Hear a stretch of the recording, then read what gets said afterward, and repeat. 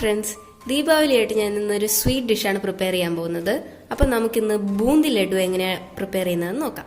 Boondi laddu prepare ചെയ്യാൻ വേണ്ടിയിട്ട് ഞാനിവിടെ 2 കപ്പ് കടലമാവ് എടുത്തിട്ടുണ്ട്. 2 കപ്പ് കടലമാവ് എടുത്തിട്ടുണ്ടെങ്കിൽ അതിനൊരു 1.5 കപ്പ് പഞ്ചസാര. ഇതാണ് ഞാൻ യൂസ് ചെയ്തേക്കുന്ന കപ്പ്. നിങ്ങൾ ഏത് കപ്പാണ് എടുക്കുന്നത് അതിൽ 2 കപ്പ് കടലമാവും 1.5 കപ്പ് പഞ്ചസാരയായിട്ട് എടുക്കുക. ലഡുവിന് കളർ കൊടുക്കാൻ വേണ്ടിയിട്ട് ഞാനിവിടെ കുറച്ച് ഫുഡ് കളർ എടുത്തിട്ടുണ്ട്. പിന്നെ അവസാനം നമ്മുടെ ലഡു ഒന്ന് ഡെക്കറേറ്റ് ചെയ്യാൻ വേണ്ടിയിട്ട് കുറച്ച് പിസ്തയും കാഷ്യൂ നട്ട്സും ചെറുതായിട്ട് കട്ട് ചെയ്തിട്ടുണ്ട്.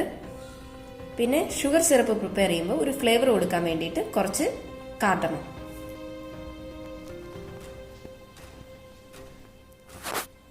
ഇനി ഈ കടലമാവ് നമുക്ക് വെള്ളത്തിലൊന്ന് കുഴച്ചെടുക്കാം.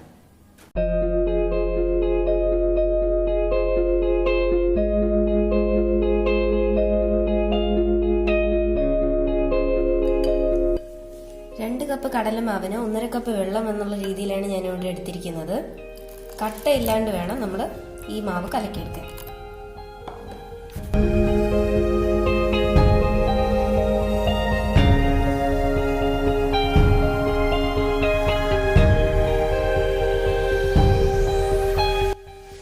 ഇതിലേക്ക് കുറച്ച് ഫുഡ് കളർ ആഡ് ചെയ്യാം.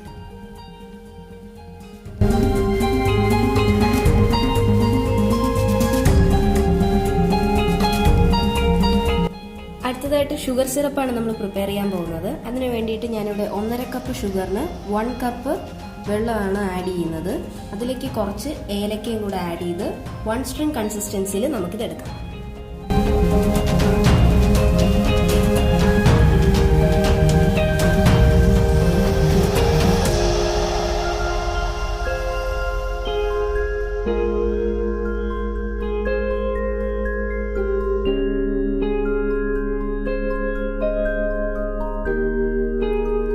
ഷുഗർ സിറപ്പ് പ്രിപ്പയർ ചെയ്യാനായിട്ട് ഞാൻ ഇവിടെ വെച്ചിട്ടുണ്ട്.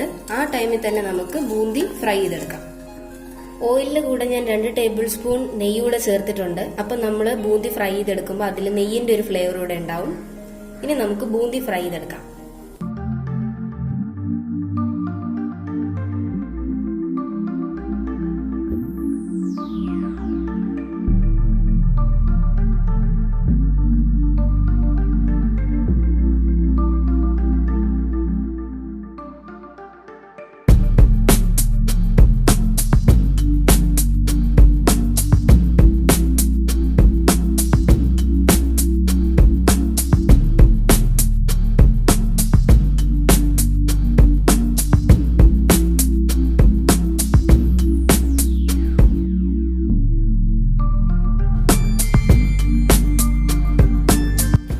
ഫ്രൈ ചെയ്തെടുത്ത ബൂന്തി ചെറുതായിട്ടൊന്ന് ക്രഷ് ചെയ്തെടുത്തിട്ടുണ്ട്. അപ്പൊ നല്ല തരിതരിയായിട്ട് കിട്ടും.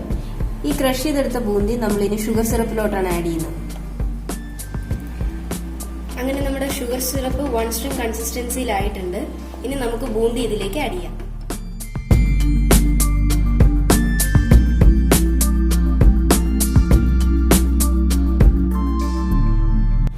ഇതിലേക്ക് നമ്മൾ നേരത്തെ കട്ട് ചെയ്ത് വെച്ചിരുന്ന കാഷ്യൂവും പിസ്തയും ആഡ് ചെയ്യാം.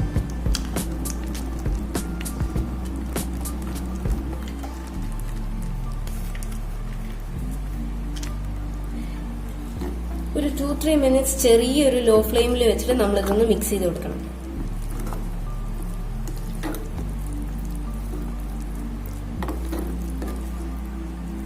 ഇനി ഇതൊരു പരന്ന പാത്രത്തിലേക്ക് നമുക്ക് മാറ്റി ഒഴിച്ചു വെക്കാം.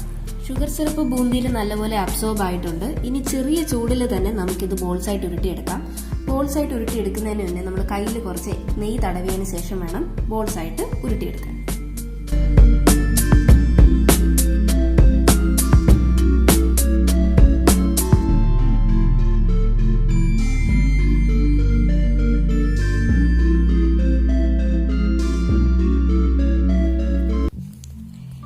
ദിവാലി സ്പെഷ്യൽ ബൂന്തി ലഡു റെഡി ആയിട്ടുണ്ട്. വളരെ നല്ലൊരു സ്വീറ്റ് ഡിഷാണ്. എളുപ്പത്തിൽ വീട്ടിൽ ട്രൈ ചെയ്യാൻ പറ്റും.